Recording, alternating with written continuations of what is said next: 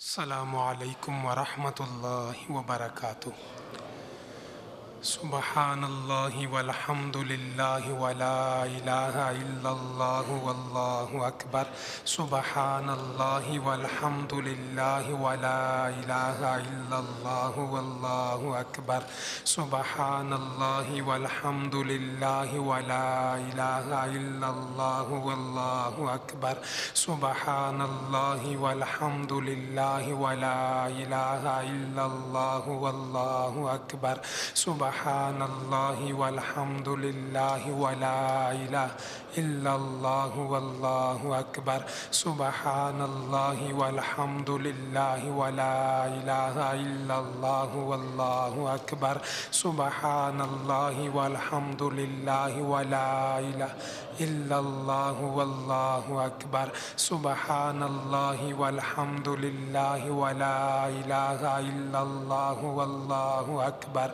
سبحان اللہ والحمد للہ ولا الہ الا اللہ واللہ اکبر۔ سبحان اللہ والحمد للہ ولا الہ الا اللہ واللہ اکبر۔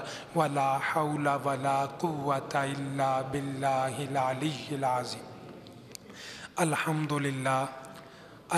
للہ الذی ہدانا لہذا وما كنا لنهتدي لولا ان هدانا اللہ۔ یا ربی لک الحمد کما ينبغی لجلال وجهک وعظیم سلطانک۔ سبحان اللہ وبحمدہ عدد خلقہ ورضا نفسہ وزینت عرشہ ومداد کلماتہ۔ اللہم صل علی سیدنا محمد کما تحب وترضى له۔ اللہم صل علی سیدنا محمد صلاة دائمة بدوام الملک الحی القیوم۔ جزا اللہ عنا سیدنا و مولانا محمد صلی اللہ علیہ وسلم ما هو اہلہ۔ اما بعد فاعوذ باللہ من الشیطان الرجیم۔ بسم اللہ الرحمن الرحیم۔ ویل لکل ہمزۃ لمزہ۔ صدق اللہ مولانا العظیم۔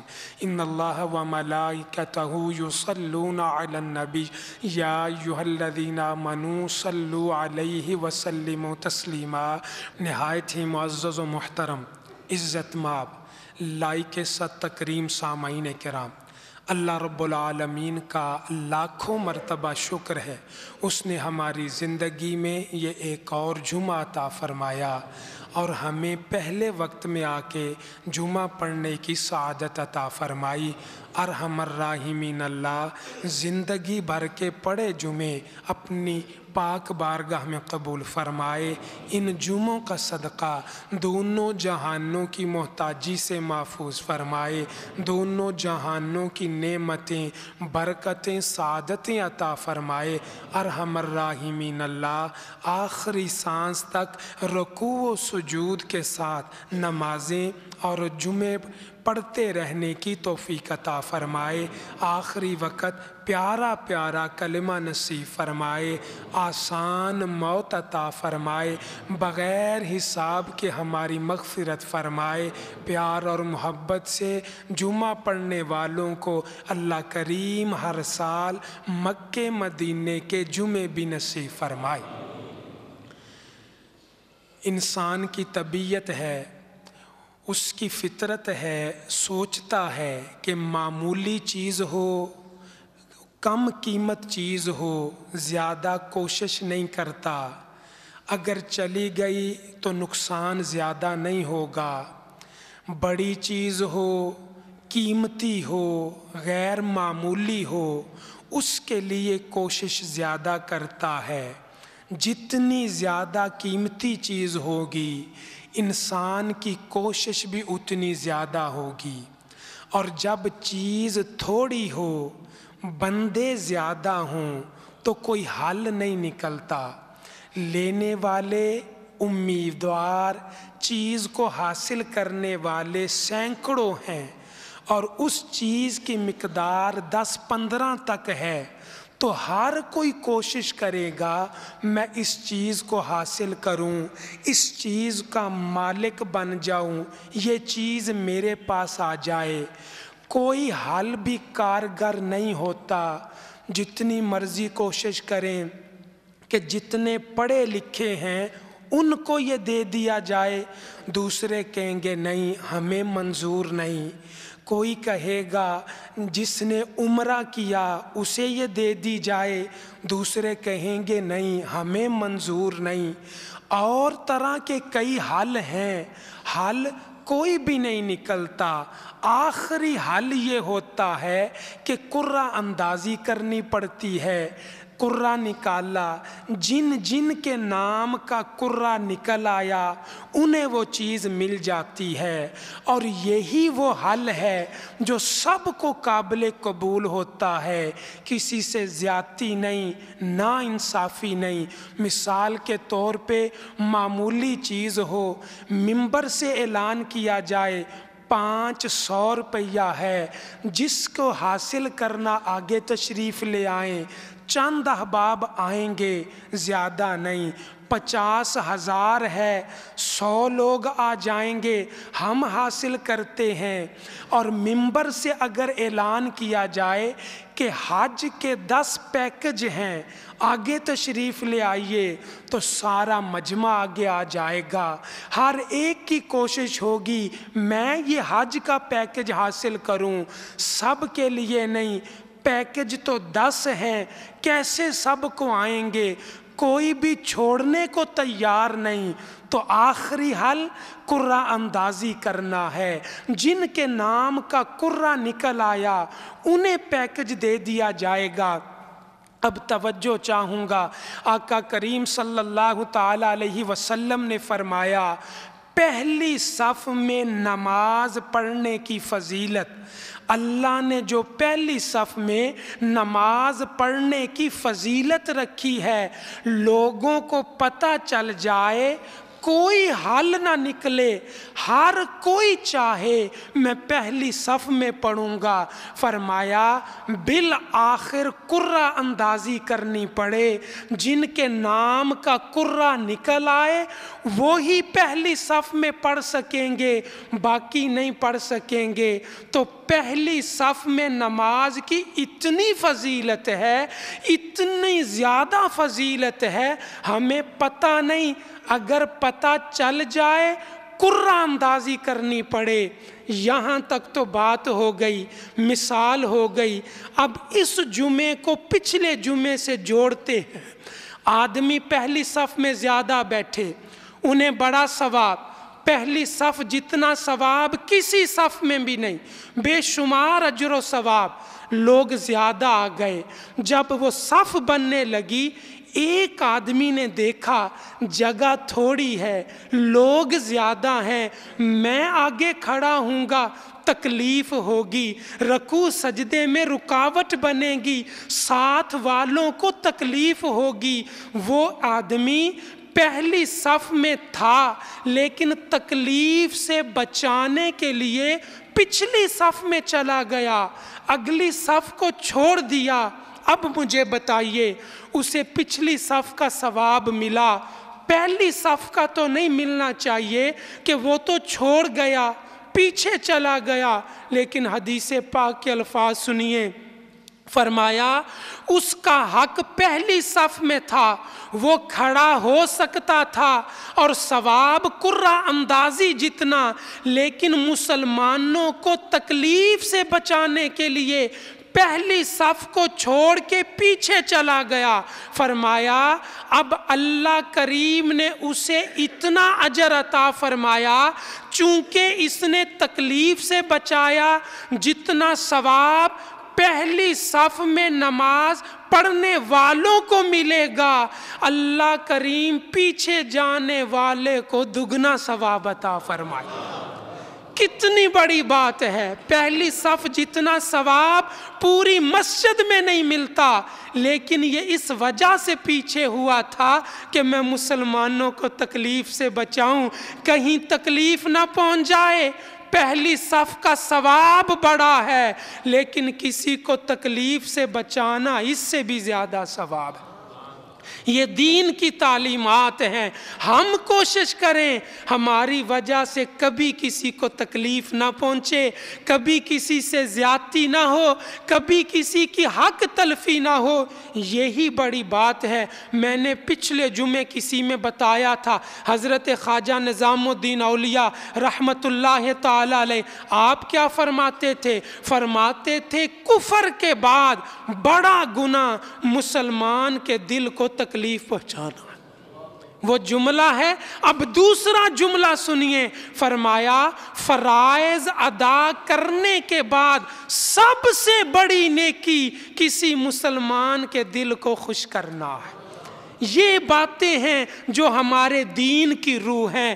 کاش کہ ہم دین کا مزاج، اپنے دین کی تعلیمات کو سمجھیں۔ دین ہم سے تقاضا کیا کرتا ہے، وہ چاہتا کیا ہے۔ زندگی گزر جائے گی، لیکن فرمایا وہ کامیاب ہے جو مسلمانوں کو تکلیف دینے سے بچ جاتا ہے۔ آگے چلیے، ہر کوئی چاہتا ہے بیت اللہ کی طرف جائے، خانہ کعبہ کی طرف جائے، اور خانہ کعبہ ہے ہی شان والا، اس جیسا دوسرا گھر ہے ہی کوئی نہیں۔ اللہ نے قرآن میں فرمایا بیت اللہ کی تو کیا مثال، فرمایا من مقام ابراہیم مصلی، وہ پتھر جس پہ کھڑے ہو کے جناب ابراہیم نے بیت اللہ تعمیر کیا، فرمایا اس پتھر کے قریب نماز پڑھا کرو۔ اندازہ لگائیے بیت اللہ کا مقام کیا ہوگا، اس پتھر کی یہ شان ہے۔ قرآن پاک میں مقام ابراہیم کا ذکر ہے، بیت اللہ کی کیا شان ہے۔ دنیا میں کہیں طواف نہیں ہو سکتا، اگر طواف کرنا ہے تو بیت اللہ جانا پڑے گا۔ بیت اللہ ہم تصاویر میں دیکھتے ہیں، یہ ویڈیو میں دیکھا تھا، لیکن اندازہ نہیں۔ جو لوگ گئے ہیں نا، انہیں پوچھ کے دیکھیے، اتنا عظیم الشان اللہ کا گھر، جیسے کوئی عظیم الشان بادشاہ جلال کے ساتھ ہے، اور ہر کوئی دیوانہ وار خادموں کی طرح کوئی نماز پڑھ رہا، کوئی رکوع کر رہا، کوئی طواف کر رہا، کوئی غلاف کعبہ کو پکڑ کے چمٹ کے رو رو کے دعا کر رہا۔ عجیب منظر ہے، یہاں بیان نہیں ہو سکتا۔ اللہ ہمیں بار بار اس پاک گھر کی زیارت نصیب فرمائے۔ بیت اللہ کیا ہے؟ فرمایا بیت اللہ میں حجر اسود ہے۔ حجر اسود کی یہ شان ہے، جو ایک مرتبہ چوم لیتا ہے اللہ منہ کے گناہ معاف فرما دیتا ہے۔ بیت اللہ کا کیا مقام اور کیا مرتبہ ہے، اندازہ نہیں لگا سکتے۔ ہجرت کی رات ہے، آقا کریم صلی اللہ تعالی علیہ وسلم اللہ کے حکم سے ہجرت کر کے جا رہے۔ اب خانہ کعبہ کو، مکے کو، اپنے گھر کو چھوڑ کے مدینہ منورہ جانا ہے۔ جیسے اللہ کا حکم، اس کی رضا میں آخری حاضری آقا بیت اللہ کی طرف دیتے ہیں اور کہتے ہیں بیت اللہ تو مجھے دنیا میں بڑا پیارا ہے، تو مجھے بڑا محبوب ہے، اگر یہ کافر مجبور نہ کرتے تو میں کبھی بھی تجھے چھوڑ کے نہ جاتا۔ اور آقا کریم اندازہ لگائیے، میری اور آپ کی بات نہیں، امام الانبیاء تاجدار کائنات آقا کریم بیت اللہ کو الوداع کر رہے، پاؤں جا رہے ہیں، ہو گیا الوداع؟ نہیں، چند قدم جاتے ہیں، پھر مڑ کے بیت اللہ کو دیکھتے ہیں، پھر چند قدم جاتے ہیں، پھر بیت اللہ کو دیکھتے ہیں۔ جب تک بیت اللہ نظر آتا رہا، مصطفیٰ بار بار بیت اللہ کو دیکھتے رہے۔ بیت اللہ کی کوئی شان کیا بیان کرے، بیت اللہ کا مقام اور عظمت کوئی کیا بیان کرے۔ حدیث کے لفظ ہیں، فرمایا کوئی نیکی تم بیت اللہ میں کرو، اللہ اس نیکی کا ثواب 10 گنا، 100 گنا، 200 گنا، 500 گنا، 1000 گنا، 5000 گنا کتنا ثواب دے گا؟ فرمایا نہیں نہیں، یہ ہزاروں ادھر ہے، وہ میرا گھر ہے، جو بیت اللہ میں کوئی نیکی کرے گا میں کم از کم 1,00,000 نیکی کا ثواب عطا کروں۔ اندازہ لگائیے کتنی شان والا، کسی نے ایک سجدہ کیا اللہ نے 1,00,000 سجدے کا ثواب عطا کیا، کسی نے ایک مرتبہ کلمہ طیبہ پڑھا اللہ نے 1,00,000 کلمے کا ثواب پڑھا، کسی نے نفل پڑھے اللہ نے 1,00,000 نفلوں کا ثواب عطا کیا۔ سوچئے بیت اللہ کتنی شان والا، کسی نے بیت اللہ میں ایک قرآن ختم کیا اللہ نے 1,00,000 قرآن کا ثواب عطا کیا۔ بیت اللہ کی بڑی شان، بیت اللہ کی بڑی عظمت، بیت اللہ کا بڑا مقام، ملتزم، رکن یمانی، میزاب رحمت، مقام ابراہیم، یہ سارا کچھ الگ موضوع ہے۔ میں صرف یہ عرض کرنا چاہتا ہوں بیت اللہ کی شان ہم سنتے ہیں، آپ بھی سنتے ہیں، پڑھتے ہیں، سنتے سناتے رہتے ہیں، بیت اللہ کی بڑی شان بڑی عظمت ہے، لیکن آج کے جمعے میں جو میں روایت بیان کرنے لگا ہوں مختلف الفاظ کے ساتھ یہ مختلف طریقوں سے بیان کی گئی۔ مفہوم یہ ہے آقا کریم صلی اللہ علیہ وسلم ایک مرتبہ بیت اللہ کا طواف کر رہے تھے، چکر لگا رہے تھے، اچانک پیارے آقا نے بیت اللہ کو مخاطب فرمایا بیت اللہ تیری بڑی شان ہے، اے بیت اللہ تیری خوشبو کتنی پیاری ہے، اے بیت اللہ تو کتنا پاکیزہ ہے، اللہ کے ہاں تیری بڑی حرمت ہے، تیرا بڑا مقام ہے۔ آقا کریم بیت اللہ شریف کو مخاطب کر کے اس کی صفات اور شانوں کا بیان کر رہے، پھر جملہ فرمایا بیت اللہ لیکن ایک کلمہ پڑھنے والے کی حرمت اللہ کے ہاں تجھ سے بھی زیادہ ہے۔ یہ عرض کرنا چاہتا تھا، ایک کلمہ پڑھنے والے کی حرمت اللہ کے ہاں بیت اللہ سے بھی زیادہ ہو جاتی ہے۔ سیاستہ کی یہ حدیث پاک صحیح حدیث پاک ہے، آپ اندازہ لگائیے، تھوڑی سی اجازت دیں تو میں بات کروں۔ سوچئے آج کوئی غصے سے، بے حرمتی کی وجہ سے، گستاخی کی وجہ سے بیت اللہ کے غلاف کو پکڑ کے کھینچے اور ہم کیا کہیں گے؟ یہ بڑا گستاخ ہے، یہ بڑا بے ادب ہے، دیکھو کتنا بد نصیب ہے، بیت اللہ کے غلاف کو پکڑ کے کھینچ رہا، توہین کر رہا ہے۔ اللہ کے ولیوں یاد رکھنا بیت اللہ کے غلاف کی توہین کرنا، اسے پکڑ کے کھینچنا گناہ بھی ہے، جرم بھی ہے، غلطی بھی ہے، لیکن حدیث کو سامنے رکھیے، ایک مسلمان کو گریبان سے پکڑنا بیت اللہ سے بھی زیادہ گناہ بنتا ہے۔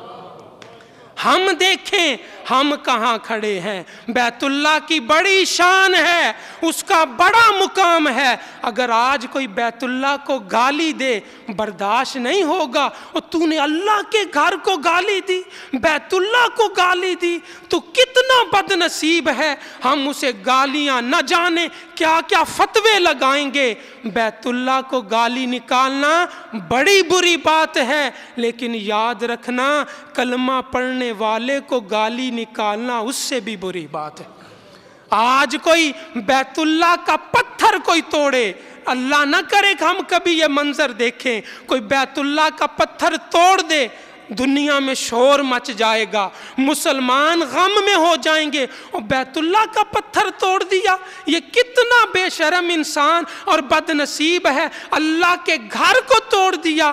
یاد رکھنا یہ حدیث کیا کہتی ہے، بیت اللہ کے پتھر کو توڑنا بڑا گناہ ہے، جرم ہے، غلطی ہے، لیکن مسلمان کی ہڈی توڑنا اس سے بھی زیادہ گناہ ہے۔ آج ہم کہاں کھڑے ہیں؟ ہمارا تو یہ مشغلہ بن گیا، ذرا سی بات پہ میں تیرا دانت توڑ دوں گا، میں تیری ہڈی پسلی ایک کر دوں گا، تو ہوتا کون ہے؟ نا حدیث کے لفظ سنیے، فرمایا بیت اللہ تو بڑی شان والا، لیکن میرا کلمہ پڑھنے والا اللہ کے ہاں تجھ سے بھی اونچا مرتبہ رکھتا۔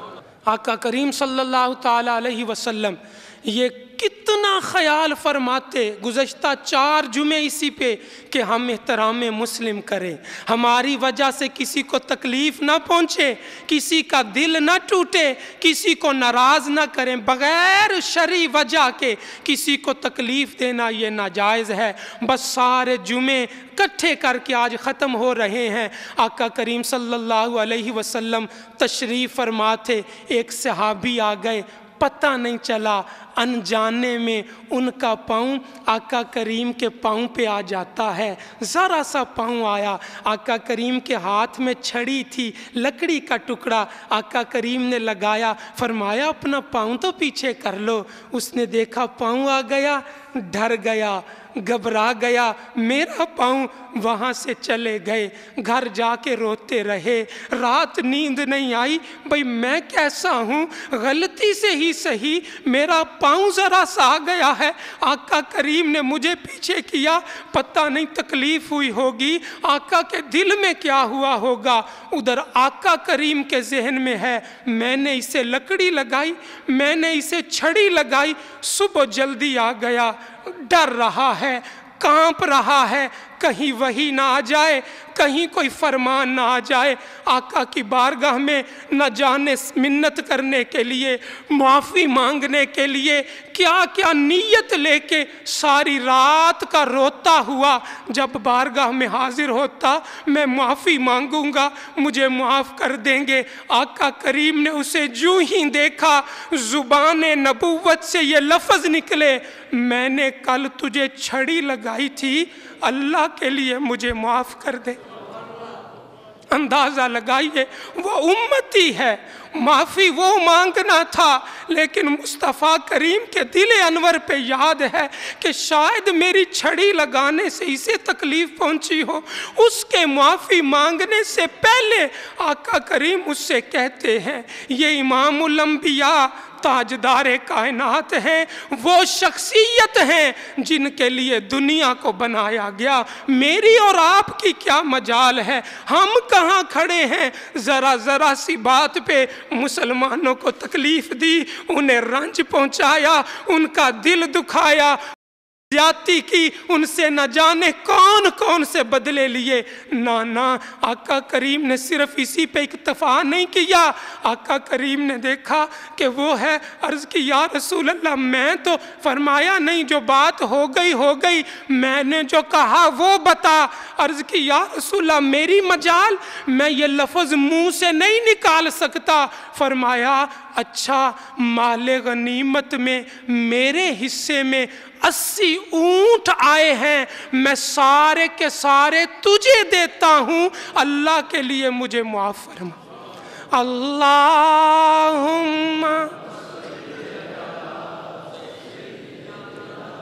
و مولانا محمد اللہ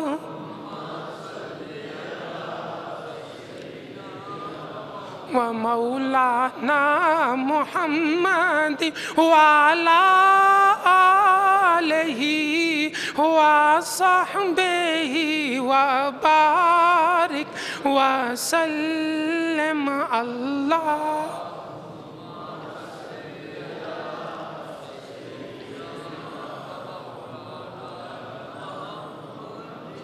سبحان ربک رب العزة عما یصفون وسلام علی المرسلین والحمد للہ رب العالمین۔